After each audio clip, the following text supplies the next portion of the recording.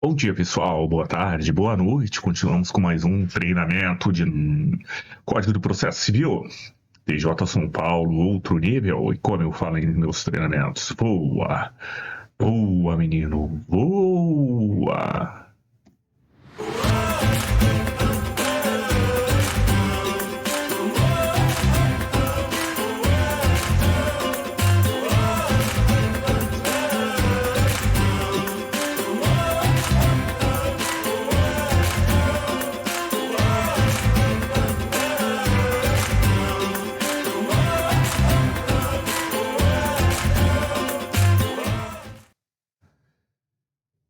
Maravilha. Continuamos aqui firme da mensagem característica própria do Curtas Animadas do Beto. Vamos na primeira parte aqui. Primeira questão, 38. A empresa X, representada pelo escritório de advocacia, propôs uma ação de obrigação de fazer em face do município de Vila Verde. A ação foi distribuída por sorteio para a Quinta Vara da Fazenda Pública da comarca de Vila Verde, que tem como escrivão Eduardo. O município foi devidamente citado para contestação. Apresentou a alegação de que 10 dias após a propositura da petição inicial, um primo distante de quem? De Eduardo. Eduardo o quê? Eduardo, o escrivão. Então, primo distante de Eduardo, que é escrivão, foi contratado como advogado pelo escritório de advocacia Y. Então, X tem uma ação contra Y. E aí, fazendo com que Eduardo seja impedido de exercer suas funções no processo. Diante da situação hipotética, é correto afirmar que a alegação apresentada na contestação está... Tá falando de impedimento aqui, ó. Eduardo seja impedido.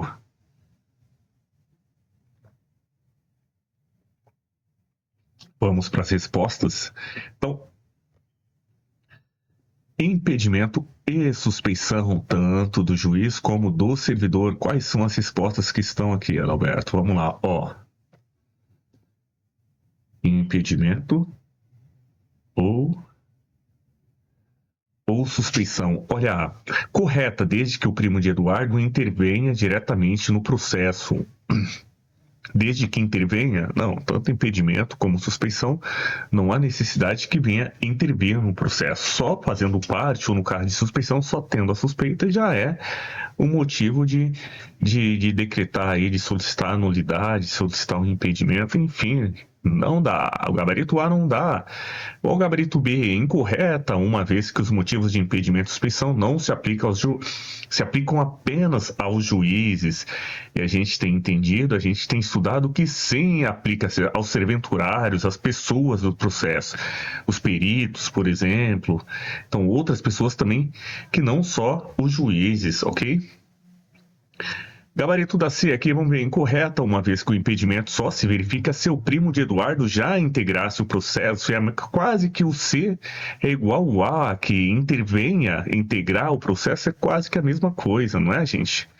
E aí também não dá. Se A não for, logo assim também pode, não sei.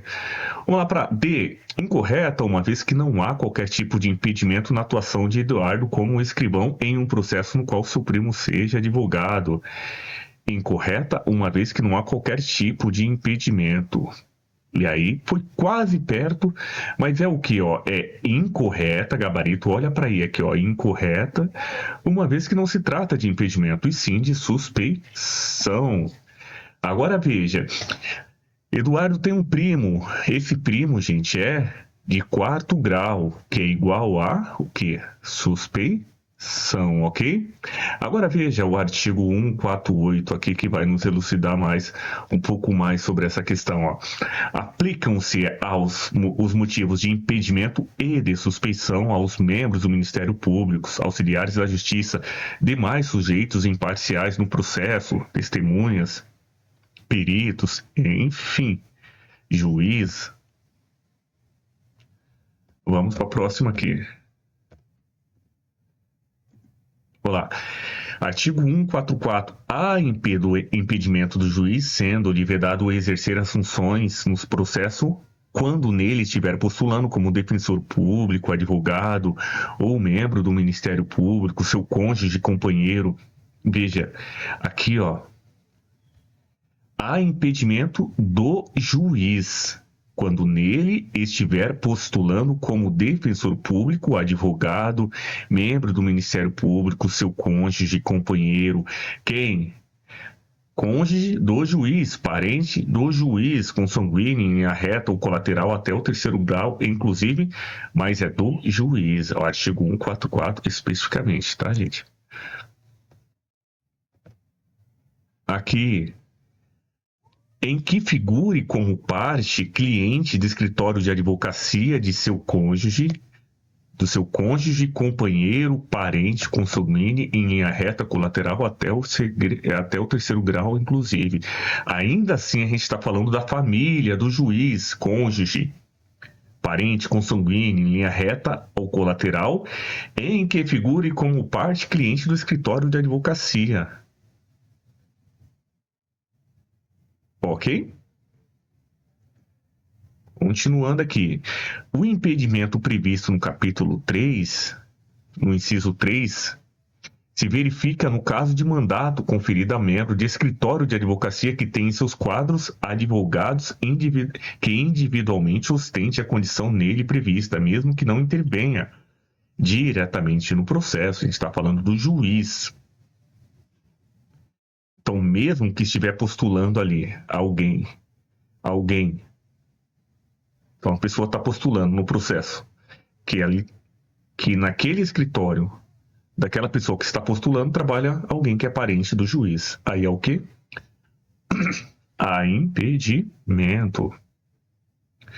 Questão aqui para a gente decorar da citação. A citação, quando a citação for realizada por meio eletrônico, em processo no qual se admite a autocomposição, considera-se dia do começo do prazo. Qual que é o dia do começo do prazo, gente? Nesse caso. Vamos direto para o assunto, que o artigo 231 está bem resumidinho aqui, mas vamos para questões para você ter uma ideia de como que a gente pode responder. Veja, é a data da juntada. Data da juntada do mandado cumprido. Quem que cumpre o mandado? O oficial de justiça, né? Então, data da juntada do mandado cumprido para o oficial de justiça. Vamos para a questão aqui. Quando a citação for realizada por meio eletrônico, então, considera-se dia do começo do prazo. Veja que o mandado cumprido é para o oficial de justiça. Então, a data de juntada dos autos do mandado cumprido para o oficial de justiça. Então, a gabarito não vai ser a A, né? Não é por meio eletrônico, ele é por oficial de justiça. Aviso de recebimento vai ter em qual situação, meus queridos? Vai ter no correio o aviso, data de juntada aos autos do aviso de recebimento, quanto for por correio. A gente quer por meio eletrônico. Aviso de recebimento, correio, mandado. Quem que faz o mandado aí? Quem que cumpre o mandado? Oficial de justiça. Aí a B não é. O quinto dia útil seguinte à confirmação de recebimento na forma prevista na mensagem de citação, por se tratar de meio eletrônico. Então, o gabarito é a C, meio eletrônico, quinto dia útil seguinte à confirmação do recebimento. Captou? Veja, o dia útil seguinte à data de juntada dos autos do mandado cumprido. Aqui misturou aqui, ó, essa D com a A. Não é o dia útil, quando se fala do oficial de justiça, é a data de juntada dos autos do mandado cumprido. Oficial de justiça, essa D aqui serviu só para atrapalhar a sua vida, o gabarito é a C. O dia seguinte à data da ocorrência da citação. A citação aqui é quando for meio eletrônico, é o quinto dia útil. Agora, da citação, a gente tem aqui. Vamos lá olhar. Olha, artigo 231. Salvo disposição em sentido diverso, considera-se dia do começo do prazo. Veja, a letrinha aqui, ó, tá grifada em amarelo. Aviso do recebimento quando for pelo correio. A data de juntada dos autos do aviso do recebimento quando for pelo correio. Mandado cumprido, oficial de justiça. Por isso que eu já estou falando para você fazer associação. Quem cumpre o mandado? Oficial de justiça. Recebimento, aviso de recebimento pelo correio. Ocorrência da citação ou da intimação quando for ali na secretaria. chefe de secretaria, quando a pessoa vai verificar o processo e já tem uma intimação ali mesmo já está, sinta-se citado, sinta-se intimado. Quando for pelo escrivão ou chefe de secretaria, ali naquele momento seja citado, ocorrência da citação da intimação. Okay? O dia útil seguinte ao fim da dilação, quando se for por edital. Edital é dilação. O dia útil seguinte ao fim da dilação, quando for por edital. O dia útil seguinte à consulta, quando for por eletrônica. Então, dia útil seguinte, dilação, edital. Dia útil seguinte à consulta, quando for eletrônica. Dia útil, então, esse aqui você pode também tentar decorar dessa forma. Data adjuntada, você tem duas datas adjuntadas aqui, uma do aviso de recebimento, que é pelo correio, outra data adjuntada, que é no mandado cumprido. Quando o chefe, você vai lá no ofício, e aí verifica com escrivão, chefe de secretaria, a data da ocorrência. E aí só sobrou quem, meus amigos? É o quinto dia útil seguinte, a data da comunicação, né? O quinto dia útil seguinte é a confirmação de recebimento na forma prevista da citação. Tá aqui, inciso 9. Gabarito, então, nesse caso aqui só pode ser a C. Só pode ser a C. Só pode ser a C. Mais uma questãozinha para a gente caminhar aqui. Olha lá. Questão 40. Deixa eu pegar aqui o mapinha. Questão 40. Juliette propôs ação de indenização por danos morais, alegando que sofreu ofensas verbais e constrangimento em razão da conduta do funcionário da loja Z. Considerando a situação hipotética, assinala a alternativa correta acerca da possibilidade de concessão da tutela provisória para o caso.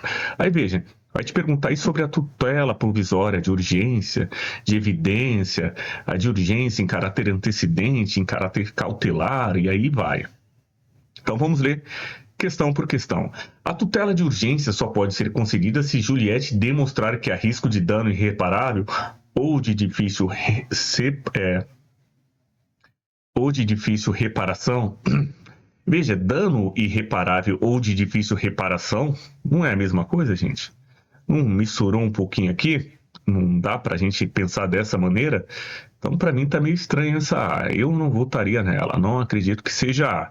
Vamos para B. O pedido de tutela provisória só pode ser deferido se Juliette apresentar prova documental que comprove os danos sofridos. A tutela provisória pode ser de urgência ou de evidência, tá? Então, no caso da urgência, pode demonstrar que tem o perigo de dano, ou a outra parte aqui,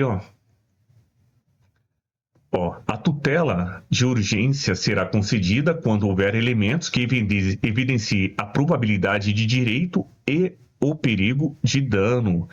Então, aquela A não dava para ser.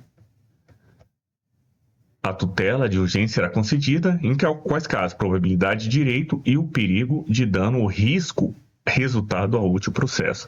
O que a A estava falando ali, não é, gente?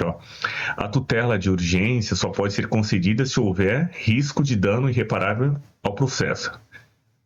Mas, probabilidade de direito, perigo de dano, o risco de resultado útil. Por isso que a gente não votou na A. A tutela provisória só pode ser deferida se apresentar prova documental. A gente sabe que a tutela pode ser de evidência ou de urgência. E aí a tutela provisória é um grupo maior. Então, a de evidência, sim, se for a questão documental, aí pode sim a tutela de evidência. Mas aqui o gabarito B não é. Vamos para a próxima aqui.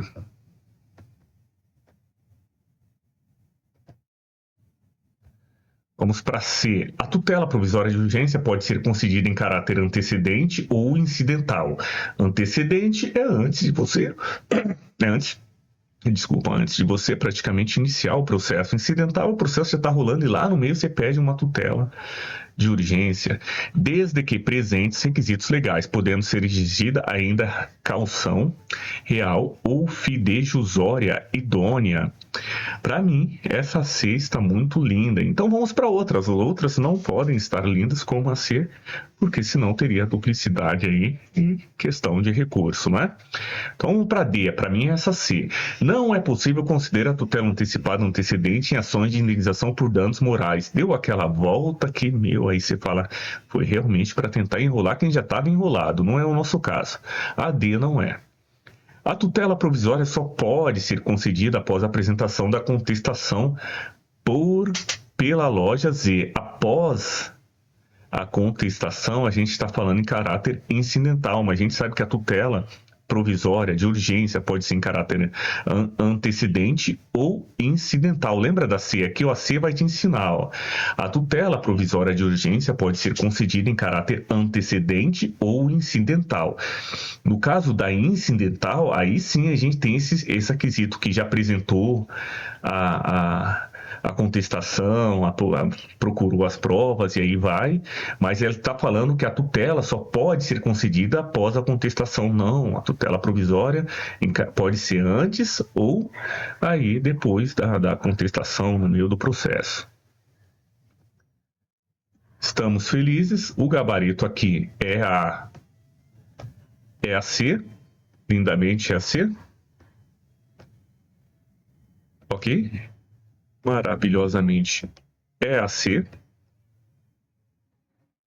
Mas a gente vai ver aqui, ó lá, artigo 311. A tutela, a gente já está falando aqui de qual momento, gente? Da tutela de evidência será concedida independente da demonstração de perigo ou dano. Por quê? Na tutela de evidência, a gente tem uma questão que, ó, a petição, por exemplo, inciso 4º aqui, ó, a petição inicial for instruída com prova documental suficiente. Então, a prova documental é robusta, que faz com que o juiz já tenha certeza e já vai conceder a tutela de evidência. Veja, se tratar de pedido reipersecutório, fundado em prova documental. Então a gente já tem um pedido que toda vez todo mundo pede e todo juiz tem julgado dessa maneira. Então ele já vai e já concede essa tutela. Ou então as alegações de fato puderem ser comprovadas apenas documentalmente. Tese firmada aí de súmula vinculante, artigo 311, para tutela de evidência.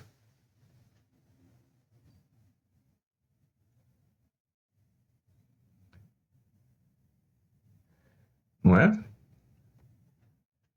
Ainda tem mais uma questãozinha que a gente pode se debruçar, que é sobre a produção antecipada de prova. Então, muitas vezes acontece da pessoa solicitar aí o acionamento da justiça para uma causa e não tem toda a parte da prova, ou a prova pode se perder durante o meio do caminho e aí fica inviável o processo. Por isso que tem essa parte do artigo 381 aí.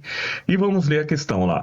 A produção antecipada de prova será admitida nos casos em que haja fundado receio de que venha a tornar-se impossível ou muito difícil a verificação de que certos fatos na pendência da ação. Acerca do tema da produção antecipada de provas, responda. Vamos lá. O juiz determinará de ofício ou a requerimento da parte a citação dos interessados na produção de prova ou no fato a ser provado, salvo se existente caráter contencioso. Essa A, para mim, tá bonitinha. Eu votaria nela. Não sei se você vota também. Para mim, essa A tá bonitinha. Veja aqui. Ó, a gente está no artigo 382 e aí tem aqui, ó, o juiz determinará de ofício ou a requerimento da parte a citação dos interessados na produção da prova ou no fato a ser comprovado, salvo se inexistente caráter contencioso. O juiz não se pronunciará sobre a ocorrência ou inocorrência do fato, nem sobre as respectivas consequências jurídicas. Eu e você chegamos à conclusão que o gabarito mesmo é a A.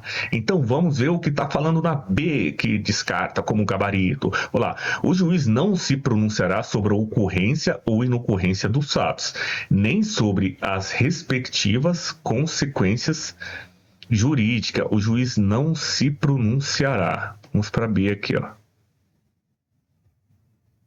O juiz não se pronunciará sobre a ocorrência ou a inocorrência do fato, nem sobre as respectivas consequências jurídicas. E aí nós entramos naquela crise, eu, você, todo mundo, que porque eu falei que o gabarito era A e a B também tá bonitinha sobre a questão da prova. Agora veja, por que a gente se enrolou, né? Olha lá, o juiz determinará de ofício, vamos ler novamente, ó. Calma, respira, tá? O juiz determinará de ofício ou a requerimento da parte a citação dos interessados na produção da prova ou no fato a ser provado, salvo se existente caráter contencioso. Eu já peguei aqui o que aconteceu com você, comigo, quando a gente leu. Então ela está conforme a norma, bonitinha, porém um detalhezinho pegou a gente aqui, ó. O juiz determinará de ofício ou a requerimento da parte a citação de interessados na prova ou no fato a ser comprovado, salvo se inexistente caráter contencioso. E o que fala aqui na A, meus queridos? Salvo se existente caráter contencioso. E o que fala na norma? Salvo se inexistente. Olha o nível da prova. Olha a diferença capaz de tirar você, às vezes, da vaga, sabia? É um pouco triste ver essas coisas acontecendo, porque é um detalhezinho tão pequeno assim que é capaz de fazer a pessoa perder uma questão dessa. Bom, enfim, a B está correta. A gente viu, o juiz não se pronunciará sobre ocorrência ou inocorrência do fato, nem sobre as respectivas consequências jurídicas. A gente viu que teve essa pegadinha aí que quase quebrou nossas pernas. Não quebrou porque a gente está estudando muito para chegar lá. Gabarito é a B. Vamos para D aqui, para C. A produção antecipada de prova previne a competência do juízo para a ação que venha a ser proposta. E aí, vamos para a resposta aqui, ó. A produção antecipada da prova é de competência do juízo do foro onde deva ser produzida o quê? Ou do foro do domicílio do réu. E aí vem parágrafo 3º aqui. A produção antecipada de prova não previne o juízo para a ação proposta. Não previne a competência do juízo para a ação proposta. Então, não previne. Aqui na C, estava falando que previne. E realmente não previne. Faltou um nãozinho aqui, não é? Olha aqui. No procedimento de produção antecipada de prova, admite-se a defesa ou recurso contra a decisão que indeferir total ou parcialmente a prova pleiteada pelo requerente originário. Então, nesse procedimento não se admitirá, olha lá, parágrafo 4º, neste procedimento não se admitirá defesa ou recurso, salvo se totalmente a produção da prova pleiteada pelo requerimento originário. E a gente leu aqui na D, no procedimento de produção antecipada de prova, admite-se. Não admite. Então, a D também não seria. Olha lá, os interessados poderão requerer a produção de qualquer prova no mesmo procedimento relacionado ao mesmo fato ou a outro fato deste decorrente, desde que sua produção conjunta não acarrete excessiva demora. E a gente tem aqui, no parágrafo 3º, os interessados poderão requerer a produção de prova no mesmo procedimento relacionado ao mesmo fato. Mesmo procedimento relacionado ao mesmo fato. E aqui no gabarito, produção de qualquer prova no mesmo procedimento relacionada ao mesmo fato ou a outro. Não, relacionada ao mesmo fato. E aí, por isso que aí não foi, tá? Então, você pode ter a produção de qualquer prova no mesmo procedimento relacionada ao mesmo fato. Novamente, vamos ler novamente para ficar gravado na sua cabeça aqui, ó. Lá, os interessados poderão requerer a produção de qualquer prova no mesmo procedimento relacionada ao mesmo fato. salvo se sua produção conjunta acarretar excessiva demora. Então, mesma prova, mesmo procedimento relacionado ao mesmo fato. Maravilha, gente. Estamos felizes, evoluindo um pouquinho e aí a gente vai crescendo. Vamos crescendo devagar e, como eu digo nos meus treinamentos, boa, voa menino, voa menina. Vamos lá, até daqui a pouco.